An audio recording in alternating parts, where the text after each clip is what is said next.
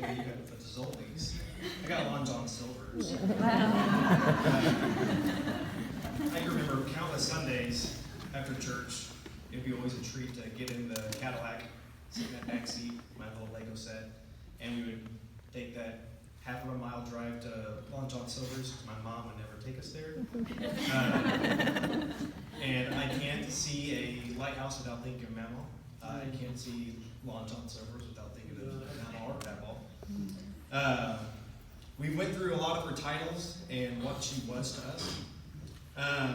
There's one relationship that I'll look on most fondly, and that was for 4 years. She was my roommate. For almost 5 years, I had the special blessing to tell my friends and coworkers that I lived with another woman. And no, I was not married. It sounded really cool until they found out my female roommate was actually an 80-year-old woman with my grandmother.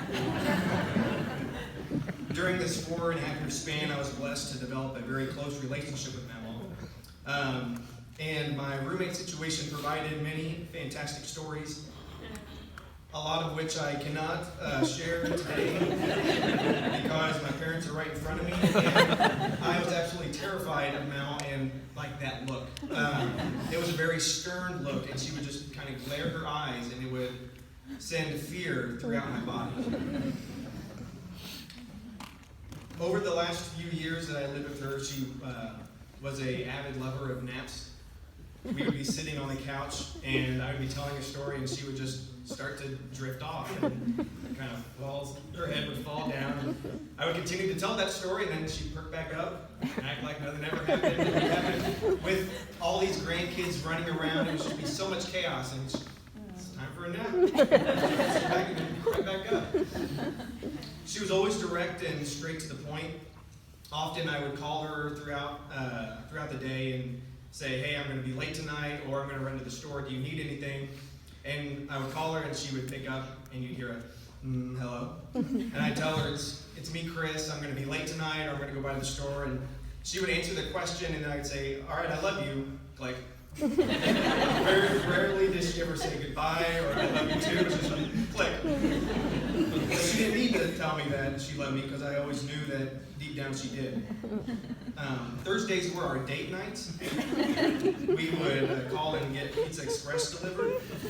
I know that the reason we always got a large with sausage and pineapple was because she understood that following day that pizza was going to feed me for both lunch and dinner the next day. Because I was so poor, we would discuss our activities of the day. She would tell me what's going on at Orleans or Unionville, what the various grandkids were up to. And I would update her on what I was doing in school, or remind her that I wasn't a doctor, I was going for nursing school. And then I would tell her what's going on in my immediate family. And then, as with any married couple or roommate situation, we would share the responsibilities of cleaning up after dinner. However, as much as I tried, I was never allowed to do the dishes because she reminded me that it was good therapy for her hands and her wrists.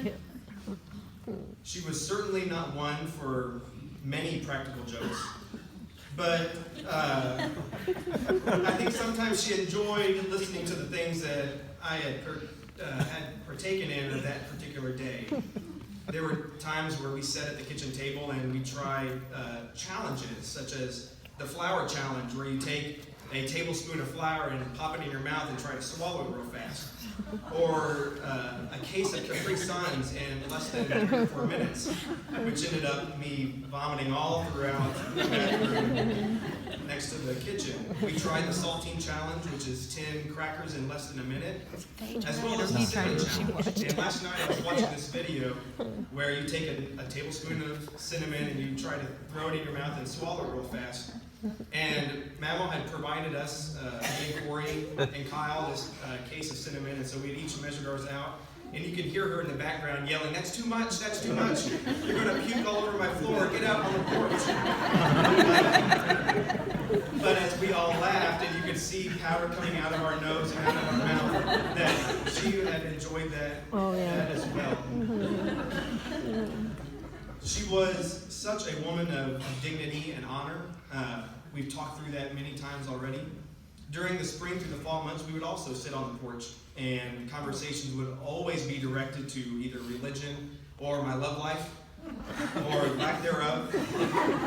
She would always find an opportunity to give me advice on how to find the perfect woman. These conversations would be centered around what character traits or circumstances to avoid. And all of those conversations have stuck with me to this very day. And Mama, as you can see, I'm still searching for that. And you have just painted a very clear picture of it in my mind.